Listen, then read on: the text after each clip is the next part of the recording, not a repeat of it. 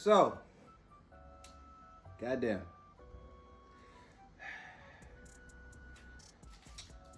Episode 2. Hey yo, alright, I'll say this. This show is intriguing. I will give it that. You know what? Because I've been drinking, I'm gonna work backwards. I'm gonna work with what I recently saw and then make it back through to the beginning of the episode. The last scene, Lucky and Henry are at the dinner table. Okay, so I'm a little, where should I start? All right, I'll talk about what I like. Last scene, I like what the camera work is doing. They're doing like the split screen, half of her face, half of his face, and showing the duality between what both people are feeling, yada yada. So the scene about the pie, I'm confused. It seems like the tension is being directed in the wrong place, which is possible. That's real life. You know, sometimes I'm mad about this, but I'm gonna take it out on this person. So that's possible. It seemed like a switch where Lucky, who's going through some things, at some point just switched and felt like, you know what, I'm gonna take this out of my husband. I know he don't like pie, but I'm gonna give this motherfucker some pie. Like it was a little bit strange, like what her intentions, what her goal, her reason for that was. But I was along for the ride, so she cuts the pie, gets up, puts it in front of him, and says, you know what you said to the cop earlier, you was right, I was tripping. It was kind of like Tupac from Juice, like I was tripping, but I'm feeling better. So that was, the catalyst of that was the daughter, Gracie, I believe her name was, told dad, yeah, today we saw Miss Vera. So she is snitched because mom said, we're not gonna talk to daddy about this. And then as soon as the first opportunity she had, dad, guess what I saw? So dad kind of played it cool. He was like, oh, that's interesting. Like, I guess me and mom will talk about that later. It didn't seem like that statement should have been a trigger for her to like, to attack him. I don't know, it was a little strange. The reason why she did it was just a little strange to me. I don't know. But the fact that it happened, okay, so let's analyze it. It was dope, the split screen, him, her type thing. She drops the pie in front of him. And it was some gangster stuff from his point, because it was like, all right, you want to be funny? Okay, we're gonna be funny. We're gonna do this. That was a dope scene. Great acting again. I think if anything could be said about this show, is great acting. I've not seen anybody drop the ball. Even the child actors, Gracie and Ruby, I think her name is Gracie and Ruby, two good child actors. That scene was intense. He's eating it. I guess she expected him not to eat it, so then he's eating it, and she's seeing him struggle through it, and now she's like wavering. It's like, yo, what did you want from this? Like, what was your reason for doing this? I wonder if she has an answer. But it's like, you know that this messes him up, so you put the plate in front of him. Did you want him to throw it at the wall like he did earlier in the episode? But he's showing growth, or showing that, he's overcome a situation, but here you are challenging with it. Well, I guess this is what we're doing today. So he's eating it. That was a dope scene. I liked it. Rewind. Damn it. I'm not, first of all, I'm not good at names, period. Oh, I was wrong. It's not Marge. It's Midge, which is a strange name, but it's Midge. Anyway, main character, white lady. I don't know her name. I know the real person name. I think it's Billy. Is it? Oh, God. Yeah, no. Anyway, main mean white lady. Let's call her that. The main mean white lady. She's a bit off. Continuation from the first episode. She's just, I don't know. I don't know what her motivation is. Pureness. Stuck in her ways. Like, I think I mentioned it earlier. I'm curious if they're going to explore white people's motivation for being mean towards black people. I mean, we know history, we know what all it encompassed, but I'm curious if they're going to actually express themselves with why we don't want you around here. So for her, it's more of a real estate, it's more of a property value. This is how it starts. One moves in and the other moves in. Okay, I got you. But why? Like, why is that a problem? She confronts Midge and then finds out that they're moving, and now she's tight. I think is a nice little nuance they're threading in that apparently she's unable to have children.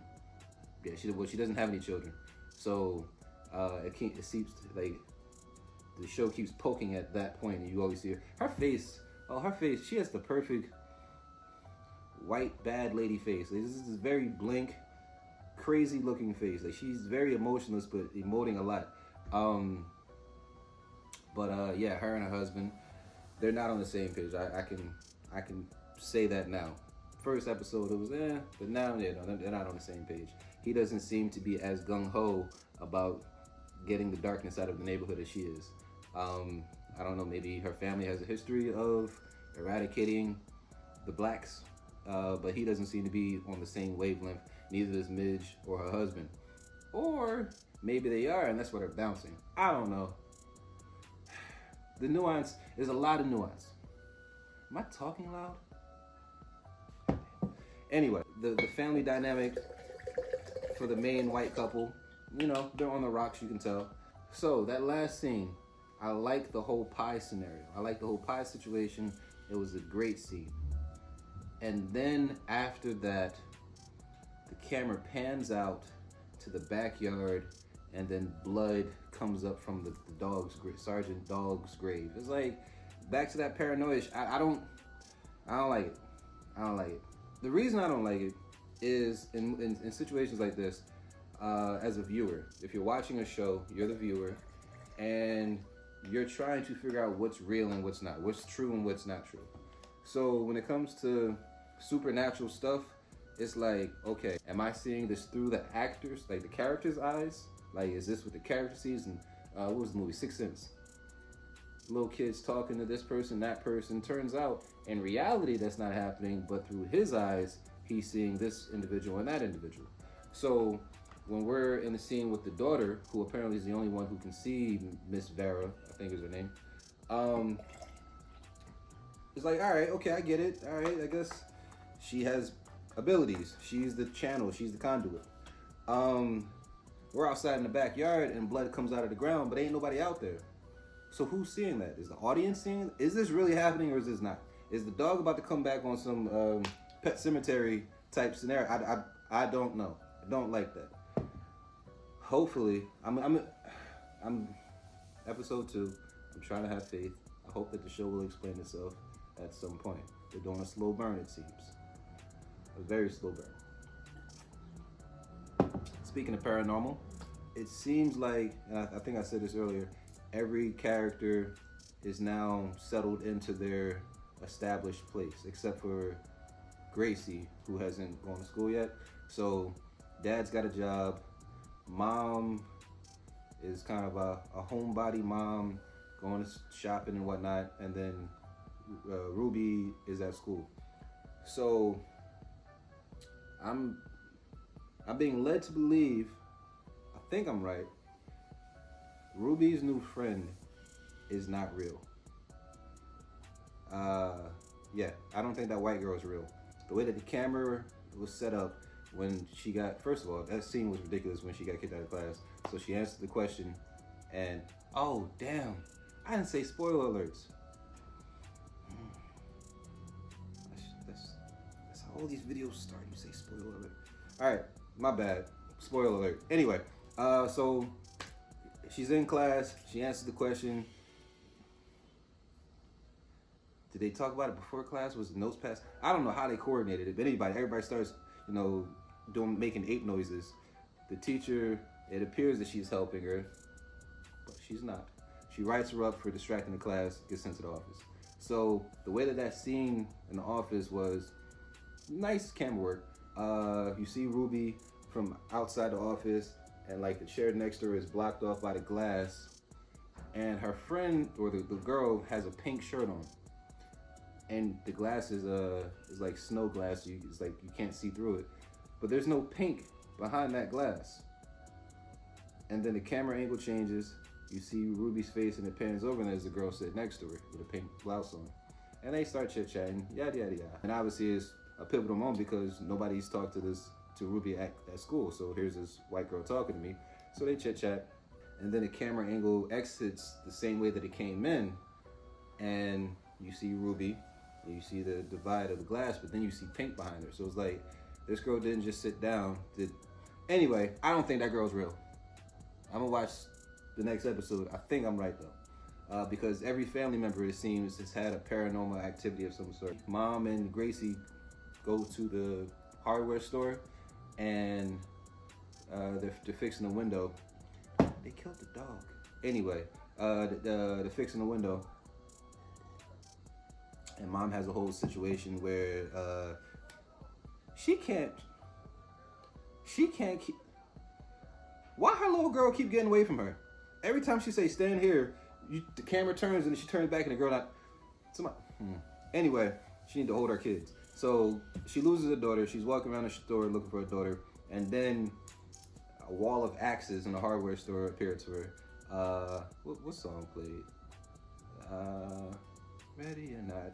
That was a nice. I like the music in this. I like the musical choices in this show so far.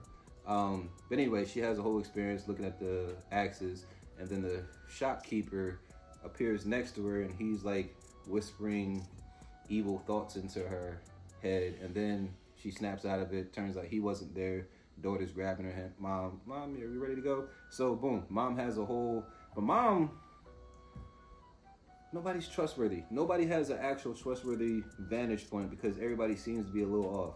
But Mom is like, everybody's saying, is Mom crazy? Like, she is okay. So apparently Mom's on medication. It seems like that flashback that happened in the first episode had some kind of traumatic effect on her. So we can't trust Mother's viewpoint. Father, at the beginning of this episode, is shown to be experiencing PTSD when I guess he came back from the war. He was rough around the edges. And he explains that, it was Lucky who got him through it. So the clean cut him that we see now was a transition from that first scene where I guess he got out of it. He's in the war. Let me not be hyperbole. There's 2 shows now in the past month that I've seen that they've talked about experiments on black people. If you don't know, black people don't trust the government. Black people don't trust medicine because at a certain point in time, scientists were experimenting on black people in not great ways, giving them syphilis, testing out the effects of nuclear bombs and all that kind of stuff. Black people were the guinea pigs for a lot of experiments. If you don't know, just Google it. Black people not trusting medicine. I don't know. Something probably won't come up. But anyway, what was I watching? Falcon and the Winter Soldier. They talked about it there. And now this show, which I guess is cool. Things that some of us have known for a long time are now being brought to the mainstream so that people who didn't know about it can now know about it. Progress. Henry had a rough time coming back from the war. He got out of that little funk, obviously became an engineer, and that's where he is today. But he's walking through the office. Ooh, that was a dope scene. I like the scene with him and his boss. Very uncomfortable, very unpredictable. I feel like I recognize his boss from some show. I need to first examine the characters in these shows before I start drinking because I'm not going to be able to do this. Anyway, his boss, very, very good timing in that interaction back and forth. Even the snapping, I think, when he was sitting there and the guy across from him was like, hey, bro, look, keep your head down, focus on your work. And then the boss opens the door and just, no words, ain't call his name, nothing, just a lot of disrespect. I think the nuance in this show is interesting because a lot of us watching it be like, if that was me, I would. We do that a lot when we watch stuff, but oftentimes when we find ourselves in that situation, we behave differently. This show seems to be packing it in one after another. Man, if somebody did that, I would have. Whoo, man, look, it wouldn't have been me. It was a good scene between the boss and Henry. And then the payoff was after he leaves the office, he goes into the bathroom and screams into a wad of paper towels. And I said it before and I'm gonna say it again, and it doesn't seem like they're gonna stop doing it. This camera angle, man.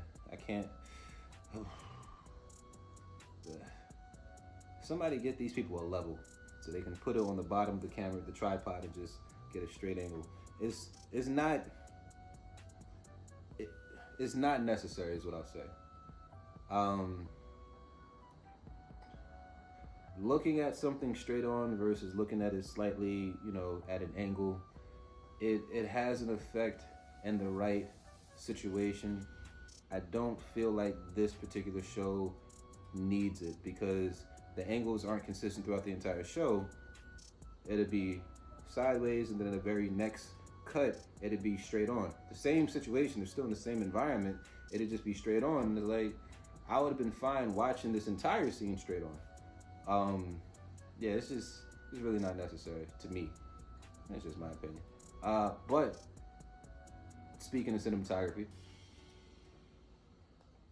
I don't know what to call it. So Quentin Tarantino is the one who I know does this the most. So in filmmaking, a lot of times when you're shooting something in the foreground and the background, either the foreground thing is going to be blurred and the background thing is in focus, or the background thing is blurred while the foreground thing is in focus. So in a lot of Quentin Tarantino's movies, he'll have a thing where he'll focus the thing in the foreground and in the background. You'll see like this little blur in the middle because it's a camera trick that you got to do. This show has done that at least 3 times that I've counted in this episode. It's a nerd thing. You probably won't pay attention to it unless you're actually looking for it. But I think that's really dope because what it does is allows the thing in the foreground to be talking, but you see the expression of the person in the background, or vice versa. So kudos to them. I think this director, whoever it is, I should probably look it up. They seem to be inspired by a lot of different genres, a lot of different creatives that came in the past, which is, what art is. You're inspired by something, you create something new. Yeah, I'm not mad at it much, except for that damn camera angle. Hold on, I don't want to miss anything. Dad goes to work. Oh, Dad's walking around and then has this whole PTSD trippy, walking down the hallway and has a flashback of mustard gas, I guess. That was cool. I'm not gonna lie, I like his experience the most. I think I would rather follow him around most of the show because he seems to have a little bit more to offer. Not saying anything about any other of the actors, but his character seems to give more than everybody else. I think it's interesting watching the mother and the father who both have stresses on their backs. They're both struggling to maintain, and they find themselves at odds with each other when the real enemy is out there. But a lot of times, I can't beat up the bully who's bullying me, so I'm going to beat you. I'm going to fight you instead. I think that's what we saw at the end of the episode. I think that's interesting because he goes to work and he has this stress that he's dealing with. Not to imply that she doesn't have stress that she's dealing with. So we got 2 people with stresses who both need to release, and then they come head to head, and it's like, what else happened? They killed the dog. Anyway, I'm riding a wave of 7 shots out of 10. No. Can you make it half a shot? A 7.5 shot. Yeah, just pour half into the shot glass. Okay, 7.5 shots out of 10 this episode. I like this one slightly more than I did the last one. The last one was the introduction. This one seems like it's all right, let's pick it up type thing. So I like this one a little bit more. I'm not mad at the experience. I'm not too pissed off by anything that's happened or that's been said. Yeah, the white people are good. Ooh, speaking of okay, so they're good, bad white people. So a good white person, the cop who walks in. I forgot about the beginning of the show, the gun. Anyway, so the cop walks in. She's got the gun on the lawn, waving it around. They call the cops. 2 cops walk in and they're harassing everybody. The lead cop walks in. coming in as the good guy.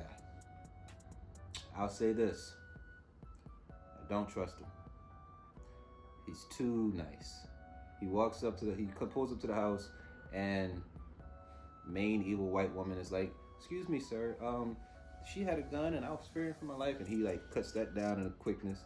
So we're led as the audience to be like, "Okay, look, a good guy with a gun." So he walks into the house. "Hey, get your hands off him! Cut the nonsense out!" Like, so he seems like he's bringing this different energy in. So much so, and there's a lot of nuance. Turns the picture of her son around properly on the shelf and stuff like that. And he seems like he's talking sense.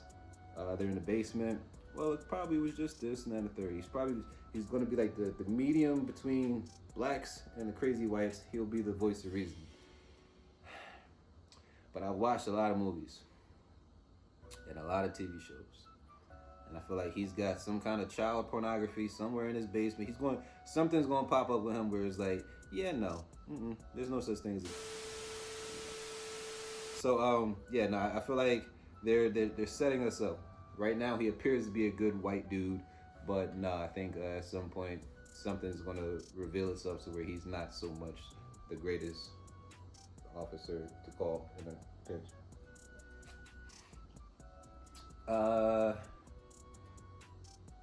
My only issue still right now is this whole supernatural thing. I'm still confused on whether the house is haunted, whether the book that Gracie is reading is haunted. Is the family as a whole haunted? Does evil white woman have ancestors who she can summon to haunt people at her will? I don't know about the supernatural thing. There doesn't seem to be. So Gracie seems to be the only one who can see them, or them. There's only one. So Miss Vera, she can see her. Miss Vera apparently has the ability to interact with the real world because she's slamming windows and Mother sees the windows. Okay. All right. Okay.